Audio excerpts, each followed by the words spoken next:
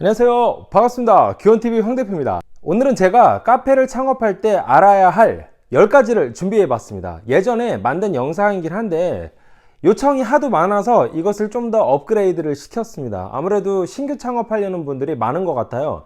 대한민국에 약 700만 명의 자영업자들이 있는데 그 중에서 커피숍을 하고 계신 분들이 14만 명 이상이 된다고 합니다. 엄청나게 많은 숫자인데도 아직도 카페 열풍은 상승 곡선을 그리는 것 같습니다. 그런 분들을 위해서 알아야 될 10가지를 정리해 봤습니다. 그럼 바로 한번 시작해 보겠습니다.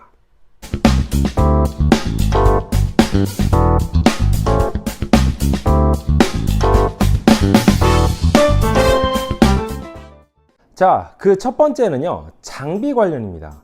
아무래도 커피 머신은 신품을 사시는 게 좋습니다. 왜냐면 요즘에 보급형 커피 머신이 많기 때문에 한 350만원 정도 선이면 괜찮은 거, 쓸만한 거를 구입할 수가 있어요. 저도 커피 머신만 벌써 4번 사봤는데요. 아무래도 하이엔드급 머신은 솔직히 써보진 못했습니다. 그렇지만 보급기 머신도 요즘에 상당히 좋아요. 일단요, 고장날 때 수리부속 값이 상당히 저렴합니다. 아무래도 가게가 얼마나 장사가 잘 될지, 고객이 얼마나 빠른 시간에 몰릴지 모르겠지만 일반적인 개인 카페 매출 50만원 전후라고 봤을 때 보급기면 충분하고도 남습니다. 다만 카페 컨셉상 머신 자체를 고가의 머신으로 하겠다 하시는 분들은 아무래도 머신 자체의 비중을 높이는 게 좋지만 그 외에 저처럼 일반적인 장사를 하고 싶은 분들에게는 이 정도의 머신이 좋습니다. 중고 머신은 좀 추천하고 싶지 않은 이유가, 제가 중고 머신을 2대를 사봤는데 장고장이 많습니다. 아무리 고친다 하더라도 그 머신이 그 기존의 폐업한 데서 멈춰 있을 수도 있거든요. 바로 갖고 오는 게 아닐 수도 있으니까 아무래도 우리가 중고 시장에서 정비를 했다고 하더라도 그 상태가 신품보다는요 수리부속이 굉장히 많이 들어갑니다. 그리고 보일러 내부도 검증이 안 된 거기 때문에 좀 위험한 게 좀 있어요. 그래서 가격이 크게 차이 없기 때문에 보급기 머신을 사시는 게 훨씬 좋아요. 그리고 기타 냉동고류 같은 경우는 중고로 사셔도 무방합니다. 저 본점에 같은 경우에는 전부 다 신품을 구매했고 2호점 같은 경우는 중고를 많이 넣었는데 거의 대부분 장고장이 없이 무난하게 5, 6년 동안 영업을 했습니다. 다만 쇼케이스 같은 것들 아니면은 제빙기 같은 경우는 장고장이 많아요. 밑에 컴프레셔 같은 게 잘 고장나고 한 번 고장나면 15만원, 30만원 이렇게 수리비가 나오는데 아무래도 그런 류의 장비들은요 잘 고장납니다. 제빙기류 같은 경우도 정말 2년에 한 번씩 바꾼 것 같습니다. 아무래도 저희가 커피 말고도 쉐이크, 스무디류가 워낙 많이 나가기 때문에 얼음을 많이 써서 그런지 2년 정도가 되면 제빙기가 그냥 고장나고 부속값이 사는 것보다 더 들어갈 때가 있어서 저희는 교체를 했습니다. 그리고 가장 비용이 많이 드는 게 바로 시스템 에어컨입니다. 이 시스템 에어컨 같은 경우는 정말 2대만 설치해도 700~800만 원씩 들어가는데 설치비 또한 상당히 비싸요. 그래서 신품으로도 사보고 제가 중고로도 사봤는데 물론 당연히 신품이 좋습니다. 하지만 예산이 부족하신 분들은 중고도 괜찮아요. 중고도 한 5, 6년 써도 중간에 한 부속품 교체해서 몇십만 원이 들어가는 경우는 있긴 하지만 그래도 비용은 좀 적게 들고 성능도 나름 괜찮습니다. 만약에 시스템 에어컨이 부담스럽다면 구석에 스탠드로 놓으셔도 괜찮아요. 만약에 매장이 좀 넓으면 오히려 스탠드도 요즘에 잘 나와서 냉난방이 돌리면 수리부속 비용도 저렴하고 운영하기도 상당히 좋습니다. 굳이 천정형 시스템을 고집 안 하셔도 될 것 같아요. 그리고 그릇 집기류 같은 경우도 요즘에는 담음새가 굉장히 중요하잖아요. 저 같은 경우는 한 300만 원 정도 선에서 맞췄습니다. 남대문 그릇 시장에서 보통 구입을 했는데 저는 그릇의 퀄리티를 상당히 중요하게 생각합니다. 포크나이프 마찬가지고. 그래서 이 부분에 신경을 많이 썼어요. 왜냐하면 고단가 사이드 메뉴가 나가고 그릇이 좋아야 우리가 가격을 괜찮게 받을 수가 있거든요. 그래서 그런 부분 한번 고려하시는 게 좋습니다. 자, 두 번째는 장비 설치 관련입니다. 팁으로 알아두시면 좋은데 신품을 구매했을 때는 보통 그런 회사에서 관련된 직원분들이 수준이 상당히 높아요. 그런 분들이 내려오셔서 무료로 설치해 주시고요. AS 또한 확실합니다. 당연히 새 거라서 확실하겠지만 고장에 대한 교육도 아주 철저하게 해주시고 여러모로 만족감이 높으실 거예요. 근데 문제는 중고입니다. 중고 같은 경우는 중고 그릇 시장에서 오시는 분들도 있고 어찌됐든 실무 경험은 많은데 이론을 잘 모르세요. 그리고 청소호스 연결할 때도 주먹구구식으로 연결하는 분들이 종종 있습니다. 정수 필터 연결하는 부분에도 문제가 좀 많이 생겼어요. 그리고 이상하게 설치한 다음에 한두 달 있으면 장비가 고장나기 시작합니다. 문제가 있어서 전화를 하면요, 저희한테 짜증을 내거나 화를 냅니다. 보통 중고 시장이 이런 경우가 너무너무 많아요. 그래서 중고는요, 이런 걸 감안하고 구매를 하셔야 됩니다. 중고 자동차랑 똑같다고 보시면 됩니다. 본인이 카페를 하고 계신 또는 할 예정인 업장 근처에 수리기사님 한두 분 정도는 꼭 알아두셔야 합니다. 저 같은 경우도 한두 분 정도와 친분관계를 계속 유지하고 있는데, 왜냐면 내가 그 기사님을 부르지 않더라도요, 전화상으로 물어볼 것들이 상당히 많아요. 그렇기 때문에 그런 기사님들을 통해서 우리가 많은 걸 얻어낼 수가 있어요. 친분을 유지하기 위한 건 뭐 별다른 거 없습니다. 예를 들어 저는 어떻게 했냐면요, 기사님 오셔서 AS 하면 수공비 얼마 달라고 하잖아요. 1, 2만 원 더 들었어요. 보통 일반적인 분들이 1, 2만 원을 깎거든요. 저는 1, 2만 원을 더 들어요. 그래 봐야 예를 들어서 8만 원이면 그냥 10만 원 드리는 겁니다.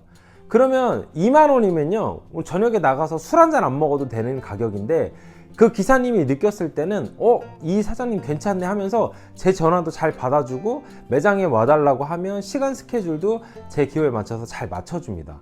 그러면 그런 분들과 친분관계를 유지한다고 저희가 해가 될 게 하나도 없어요.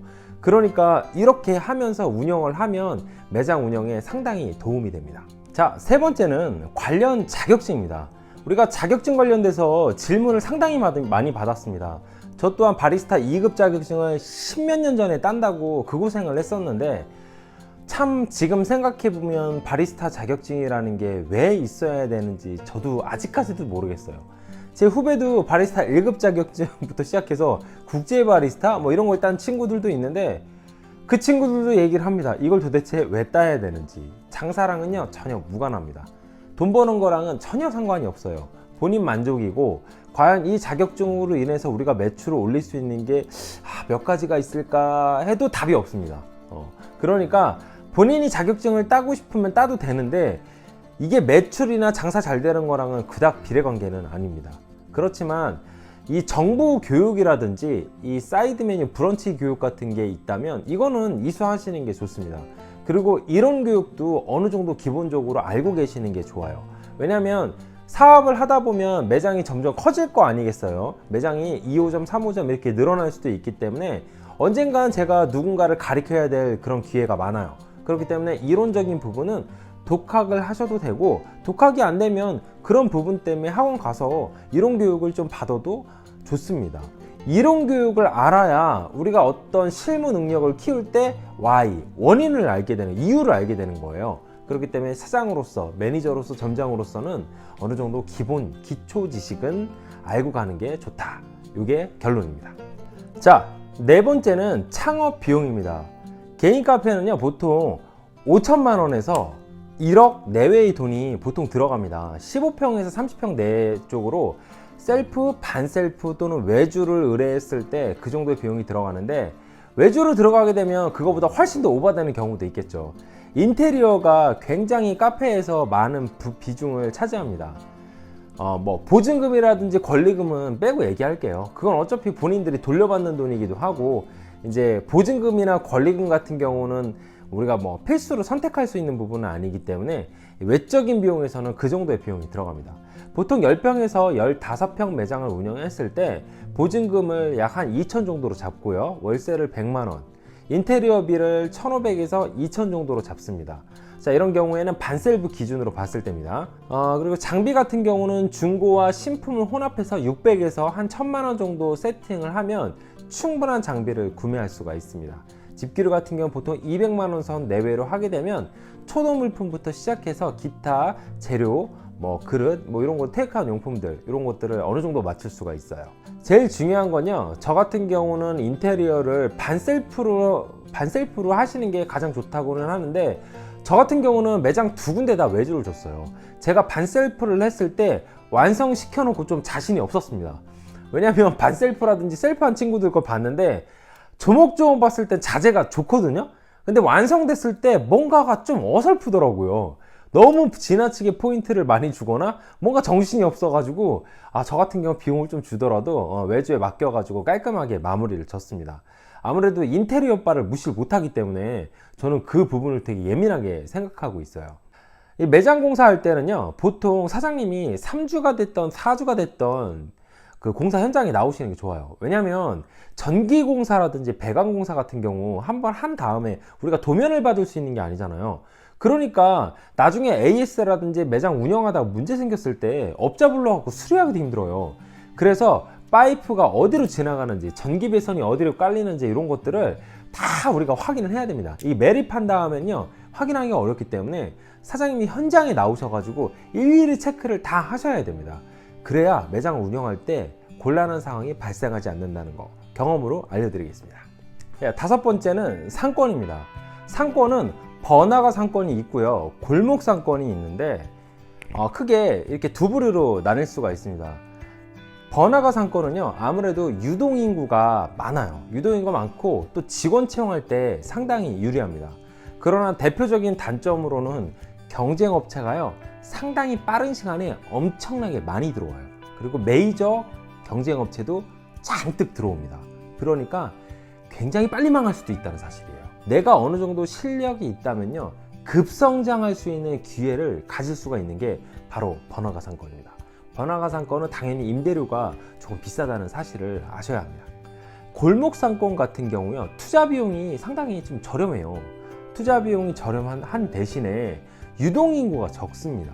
그러나 내가 플랫폼이라든지 광고, 어느 정도 시너지 효과를 끌어올릴 수 있는 뭔가가 있다 하면 해볼 만한 싸움이 될 수도 있습니다. 골목상권에서도 충분히 성공하신 분들이 계시더라고요, 보니까. 그러나 저 같은 경우는 골목상권으로 들어가는 걸 좀 기피합니다. 왜냐면요, 제가 기반을 닦기 전에 제가 못 버틸 것 같아서 저는 제 지인들이나 저한테 문의 주시는 분들한테는 무조건 번화가 상권을 들어가라고 추천을 합니다. 그러나 본인이 광고라든지 어떤 유튜브 플랫폼이라든지 파워블로그라든지 뭐 이런 게 있다 하면 당연히 그런 분들은 비용 저렴하게 들어서 골목상권으로 들어가도 무방하지만 일반적인 분들은 안 그러잖아요.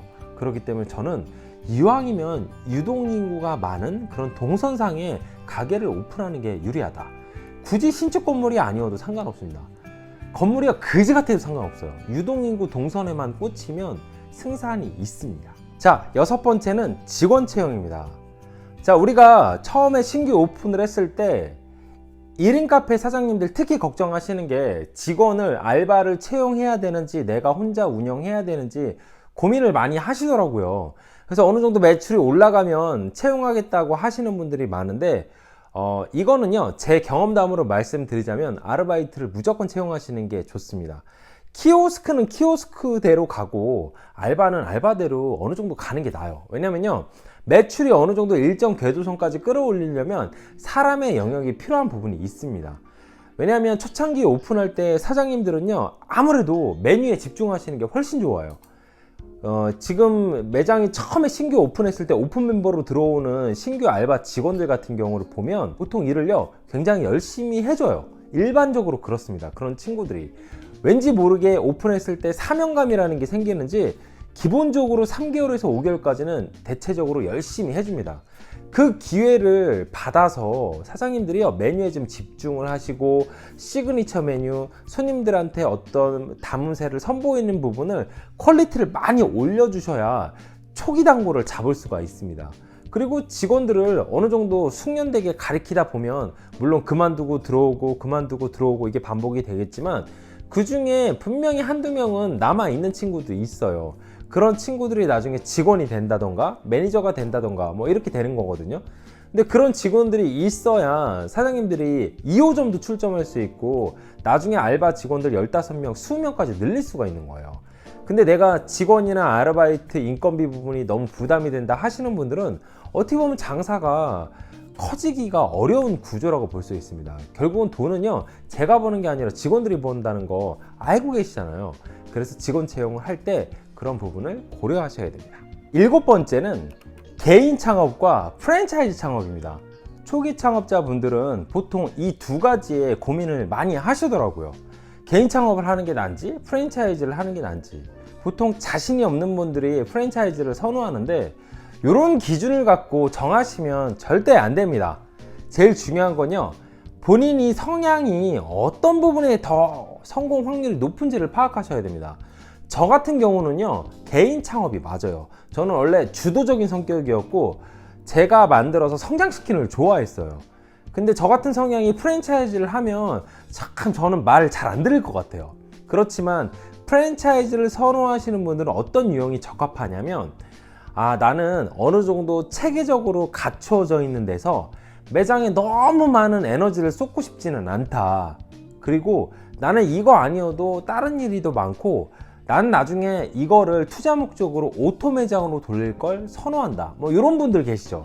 이런 분들 같은 경우는 개인 매장보다는 프랜차이즈가 훨씬 수월하고 좋습니다.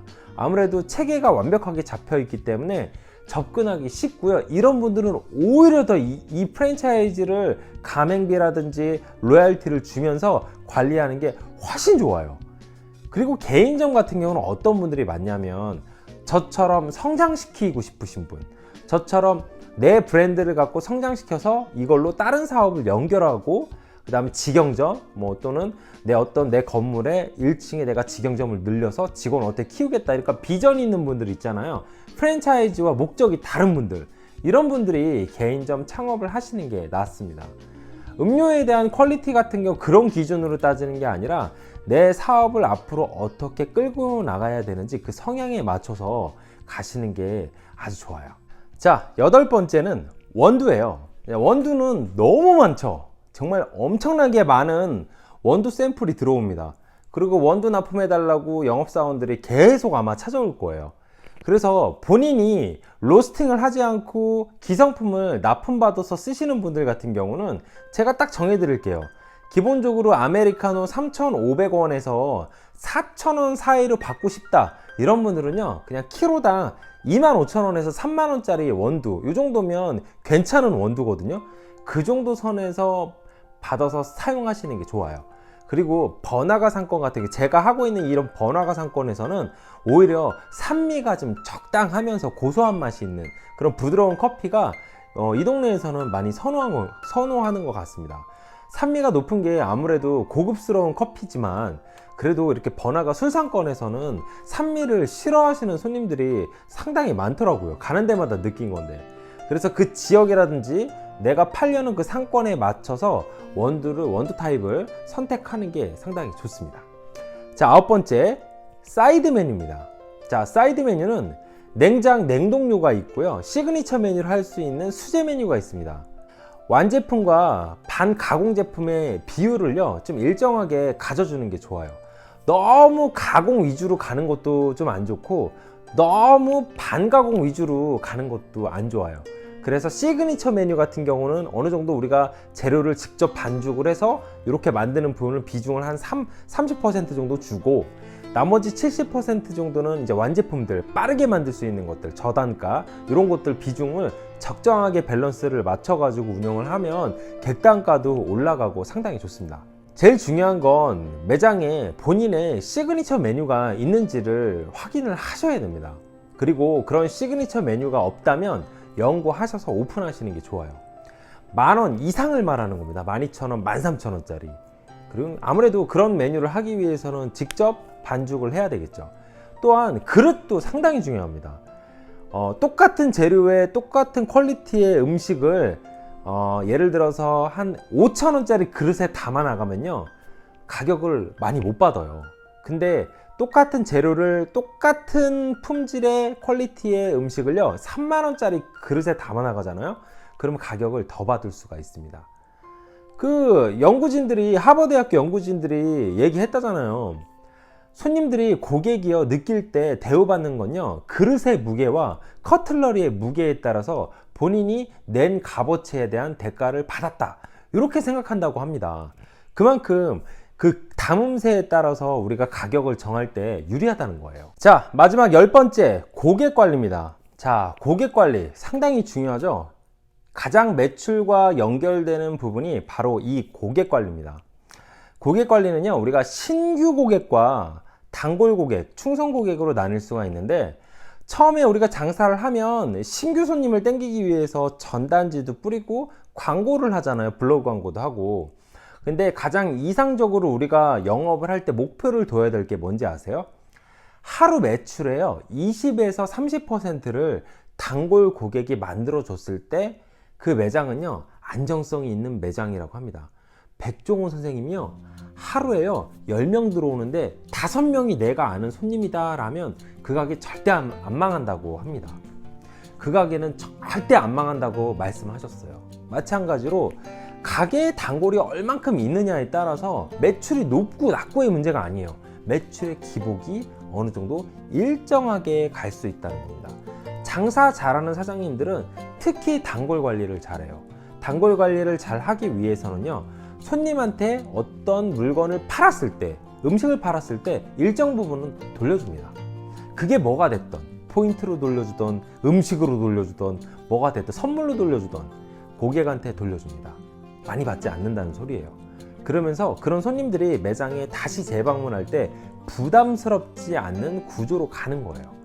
근데 우리 초보 사장님들 같은 경우는 한 명의 손님한테 뽕을 뽑으려고 하는 부분이 있잖아요. 그러니까 고객 이탈, 매장 폐업 이런 길로 가는 겁니다. 결국은요 5년 이상, 7년 이상, 10년 이상 꾸준하게 유지하신 사장님들은 그 가게를 가보면 단골 두께가 상당히 두껍습니다. 비가 오나 눈이 오나 바람이 부나 매출이 기복이 들쑥날쑥하지가 않고 일정합니다. 그러나 장사를 못 하시는 사장님들의 가게를 가면 어떤 날은요 60만원 찍었다가 어떤 날은 20만원 찍었다가 어떤 날은 100만원 찍었다가 어떤 날은 30만원 찍었다 이럽니다. 이런 가게는 제가 볼 때 장사를 잘 못하는 거예요. 장사를 잘하는 사장님은요 50만원에서 60만원, 70만원 일정하게 가다가 굉장히 손님이 많은 날 있잖아요. 그런 날은 막 200씩도 찍습니다. 이렇게 기본 단골이 깔려져 있는 가게들이 롱런하기에 유리합니다. 그래서 우리가 장사를 할 때 사업계획서에 어떻게 내가 지속적으로 매장에 손님들이 재방문할 수 있는지 그런 마케팅과 이벤트는 항상 생각하셔야 합니다. 저 같은 경우는 포인트제, 그리고 고객 이벤트, 그리고 고객 감동, 그리고 고객한테 돌려주는 서비스 뭐 이런 여러 가지 방법으로 계속 손님들한테 지금도 지금 이 시간 13년이 지난 지금 이 순간에도요 어떻게 하면 다른 마케팅을 할까 직원들과 같이 고민을 합니다. 초기에 알아두어야 할 10가지를 준비해 봤는데 이 내용을 2번씩 보시게 되면 아마 도움이 많이 되실 거라고 생각합니다. 자, 감사합니다. 오늘도 제 영상이 마음에 드셨다면 구독과 좋아요 부탁드리겠습니다. 감사합니다. 황 대표였습니다.